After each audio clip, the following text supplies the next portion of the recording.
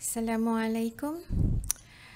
Saya suka novel ni sebab pemutarbalikan plotnya memang tak terjangka. Sofia bekerja sebagai eksekutif di salah sebuah syarikat terbesar di Nusaraya. Dia berkawan baik dengan Tira, seorang pegawai keselamatan di syarikat tu.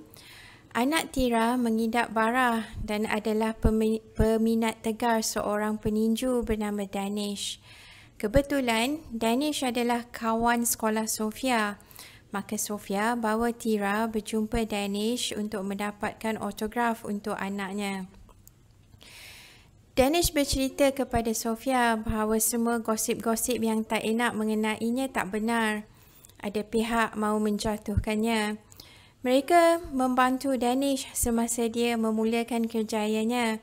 Dan sekarang mereka mahu Danish membalas budi dengan mengikut tunjuk mereka. Apabila dia enggan, mereka mengugut akan menghancurkan nama baik dan kerjayanya. Sofia bekerja di bawah seorang penolong pengurus bernama Jess. Jess rasa terancam bila Sofia menunjukkan prestasi cemerlang dan mula mendapat perhatian pegawai atasan. Dia berusaha mensabotaj Sofia dengan memberinya tugas yang mustahil dia dapat sempurnakan sebelum hari pembentangan.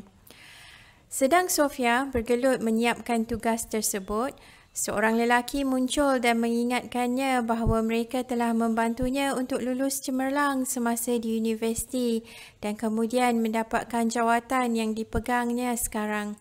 Kini, masa Sofia mengikut kemahuan mereka. Kalau Sofia patuh, kerjayanya akan terus meluncur tinggi. Kalau tak, nyawanya melayang. Lelaki itu mewakili sebuah pertubuhan rahsia penyembah iblis. Mereka mempunyai pengikut yang diletakkan di kedudukan strategik di berbagai sektor. Sofia tiada pilihan melainkan mengikut kehendak mereka, sehinggalah mereka mengarahnya melakukan sesuatu yang mengorbankan nyawa orang lain. Naluri Sofia memberontak.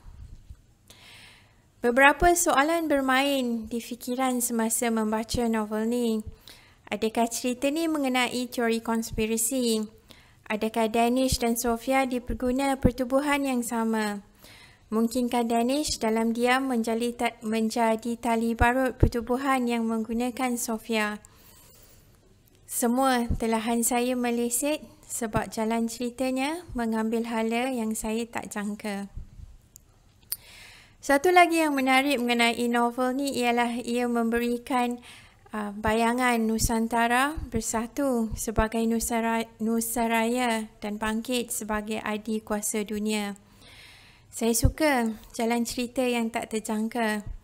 Rugi kalau anda tak baca novel ni. Boleh dapatkan menggunakan pautan di bawah. Kalau suka dengar saya membebel mengenai buku, sila subscribe dan tekan butang loceng.